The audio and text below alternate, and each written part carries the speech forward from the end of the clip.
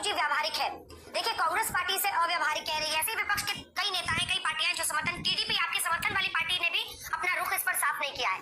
लेकिन मतलब जो आम आदमी है उसकी तरफ से 3-4 प्रश्न आपसे पूछना चाहती हूँ। क्या होगा उन राज्यों का? 2025 में बिहार में चुनाव है, उनका क्या होगा अगर 29 में आप एक साथ चुनाव करते हैं? 26 में असम, बंगाल, तमिलनाडु, पुडुचेरी, केरल।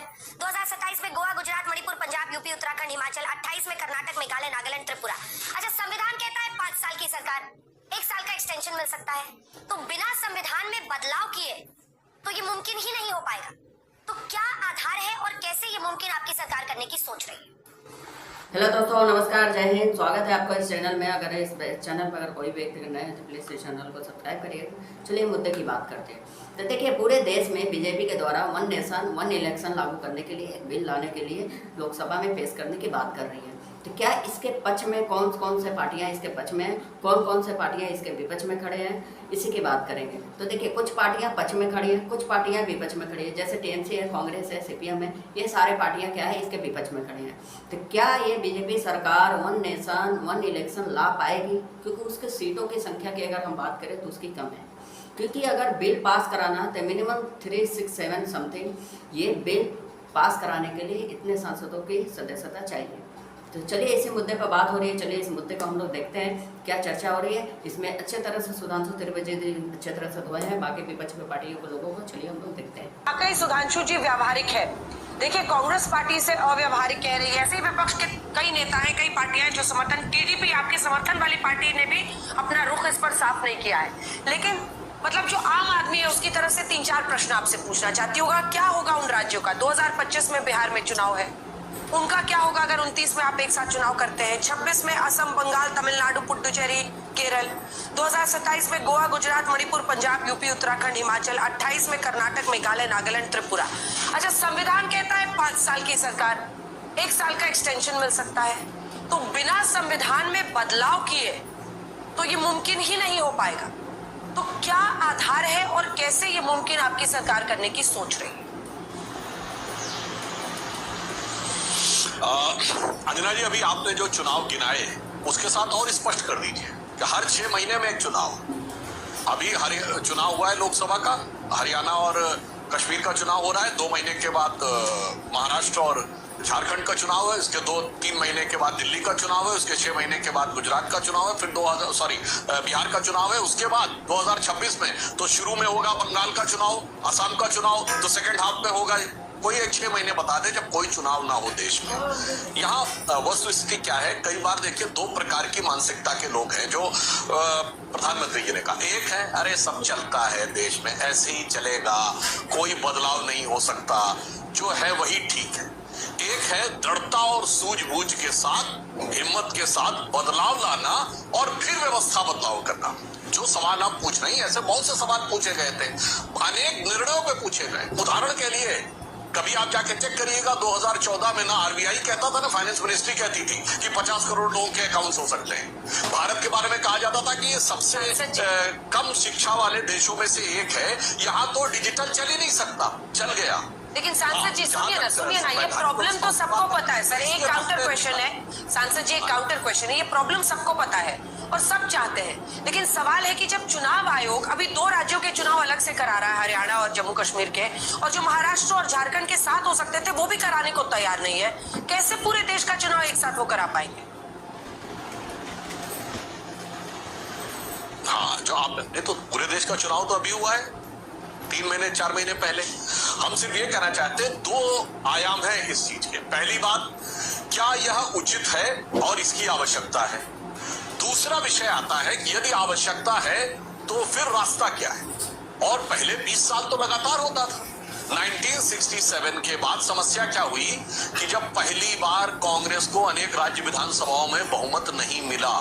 67 पहला चुनाव था और 67 चुनाव था जब विपक्ष मजबूत होकर उभरा था। जनसंघ के भी 35 एमपी जीत के आए थे, यूपी विधानसभा में 96 आए थे।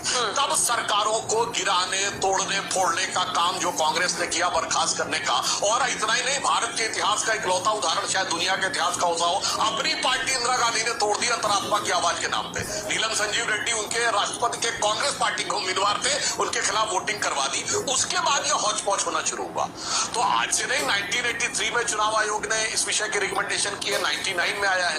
तो जो आपकी बात सही है कि जो संवैधानिक बारीकियां हैं कि इसमें से रास्ता बीच में कैसे निकाला जाएगा, जैसे दल बदल विधेयक पहले नहीं था, तोड़फोड़ होती थी, फिर एक तिहाई का आया राजीव गांधी जी के जमाने में, अटल जी के टाइम में और सख्त हो गया। तो जैसी आवश्यकता, जैसे पहले कोई कहता था, कल्पना नहीं हो सकती थी कि हर व्यक्ति के पास कार्ड होगा, वोटर आईडी कार्ड, और लोग ये मानते थे कि ये चुनाव मतपेटियों का लूटना और कब्जा होना सब सामान्य होगा। आज आईडी कार्ड भी है, हर पोलिंग बूथ पे सीसीटीवी भी है। तो अगर इच्छा शक्ति है, दूरदृष्टि है, तो रास्ते निकल सकते हैं। बस मैंने कहा अंततः यहाँ दो ही लोग हैं, एक है कि सब चलता है ऐसे ही चलेगा, कुछ नहीं बदलेगा, और एक है बदलेगा, रास्ता निकलेगा। ठीक है, एक बार चेहरे दिखा दीजिए, और वो चेहरे दिखा के सुरेंद्र राजपूत जी के पास चलेंगे। सुरेंद्र जी, जो लोग समर्थन में हैं उनके भी चेहरे दिखा रहे हैं। फिलहाल नायडू जी पर बोलने से सुधांशु जी बचे हैं, लेकिन ये देखिए, चाहे वो बीजेपी हो, जेडीयू हो, एआईएडीएमके हो, जो पार्टियां साथ में उनके, जो खिलाफ में खुलकर समाजवादी पार्टी, कांग्रेस, डीएमके, आप, सीपीएम, एआईएमआईएम, टीएमसी। लेकिन ये इसमें नायडू जी की फोटो है, जो आपके लिए सुधांशु जी मुश्किल हो सकती है। और आपको 200 विधायक, जो 200 सांसद हैं विरोधी पार्टियों के, वो इसके खिलाफ है, जिसमें कांग्रेस पार्टी है, समाजवादी पार्टी, 200 उनके सांसद होते हैं। ऐसे में आपके लिए पास करा पाना इसको मुश्किल होगा। लेकिन सुरेंद्र जी, मेरा सवाल आज आपसे एकदम अलग होगा। दिल पे हाथ रख के बोलिए कि आप भी नहीं चाहते कि वन नेशन वन इलेक्शन हो, खत्म हो ये झंझट, हर 6 महीने 3 महीने पर सिर्फ चुनाव मशीनरी देश में चलती रहती है। दिल पे हाथ रख के बताइए, आप भी चाहते होंगे, हर व्यक्ति इस देश में चाहता होगा कि ये जो चुनाव की भेंट हमारे देश में सरकारें, प्रशासन भिड़ी रहती है, नेता मंत्री सब भिड़े रहते हैं, वो खत्म हो, एक साथ चुनाव। अंजना जी नमस्कार, और सारे को पैनलिस्ट को भी नमस्कार। अब आपसे मैं एक काउंटर क्वेश्चन करता हूं कि दिल पे हाथ रख के कहिए कि जो पार्टी पिछले 10 साल से एमपी की, एमएलए की और लोकल बॉडीज की एक लिस्ट नहीं ला पाई, मतदाता लिस्ट, वो पार्टी आज हमको बड़ा बड़ा ज्ञान दे रही है। और इसमें भी नेहरू जी को ले आई, इंदिरा जी को ले आई। मैं आपसे 2-3 चीजें बड़ी साफ साफ कहता हूं। ये लोग कुल जमा पूंजी थेथरई बतियाते हैं, कुल जमा पूंजी थेथरई बतियाते हैं, और कुछ नहीं। हम तो कहते हैं इस पर आप आएंगे ना तो सही बात कीजिए ना। पहले तो बात कीजिए कि जैसे कांग्रेस को जब 1760 करोड़ का बजट था देश का, और 44 लाख करोड़ का बजट की, तो हम ये कह करके नहीं किए। हम जो है 1 पाकिस्तान के 2 पाकिस्तान कह करके नहीं किए, बैंकों का राष्ट्रीयकरण कह करके नहीं किया, कोऑपरेटिव बैंक हमने जो बनाए वो कह करके नहीं बनाए, हमने जो पीएसयूज बनाए वो भी कह करके नहीं बनाए, कर दिए।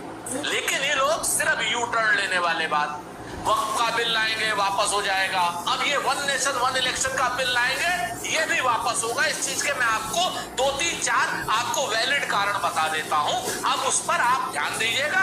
और सच बात ये है, वो कहते हैं ना, फहमीदा रियाज ने एक जगह पे कहा था कि कुछ लोग तुम्हें समझाएंगे, कुछ तुमको खौफ दिलाएंगे, जो है वो भी खो सकता है, और इस राह में रहजन है इतने, कुछ और यहाँ हो सकता है, कुछ और तो अक्सर होता है, पर तुम इस पल में जिंदा हो, ये पल तुम में जिंदा है, ये वक्त नहीं फिर आएगा, तुम अपनी करनी कर गुजरो, जो होगा देखा जाएगा।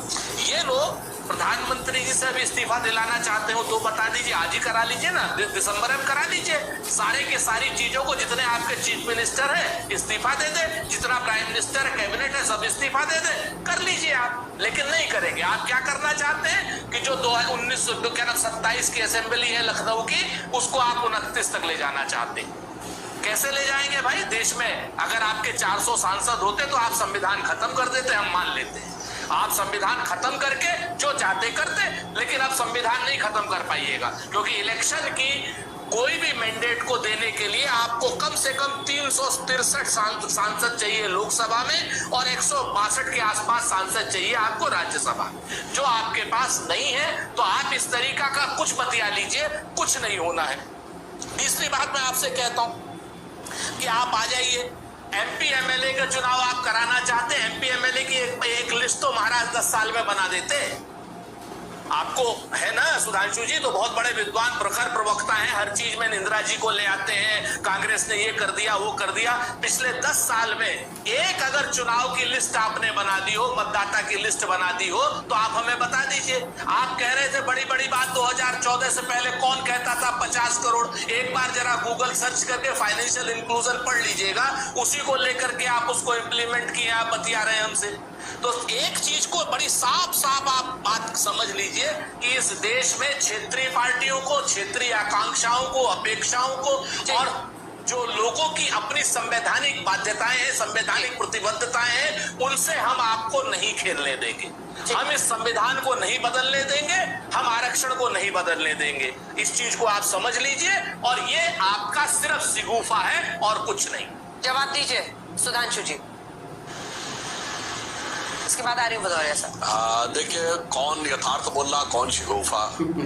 सुरेंद्र जी ने कई बार बोला मतदाता सूची आप 3-1 नहीं बना पाए। अब उन्हें यही नहीं पता है कि मतदाता सूची चुनाव आयोग फाइनल करता है, सरकार करती है।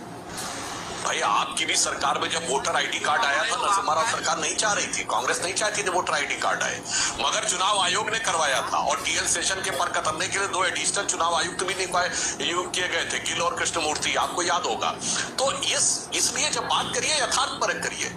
और सूची की जहां तक बात है, सारी व्यवस्थाएं पूरी तरीके से हो जाती हैं, और ये सारी की सारी चीजें, मैंने सिर्फ कहा ना कि यथार्थ क्या है। जो आपने क्षेत्रीय आवश्यकताओं की बात कही, यही तो मैं कह रहा हूं, 67 के बाद ही क्षेत्रीय दल बढ़ना शुरू हुए, जब कांग्रेस ने क्षेत्रीय आकांक्षाओं को सिर्फ इग्नोर करना नहीं, कुचलना शुरू किया और अपने क्षुद्र राजनीतिक स्वार्थ। छोड़िए सर, नायडू बाबू नहीं मान रहे, उनको कैसे समझाइए? क्या ये यथार्थ नहीं? सुधांशु जी, इसलिए चंद्रबाबू नायडू जी नहीं मान रहे।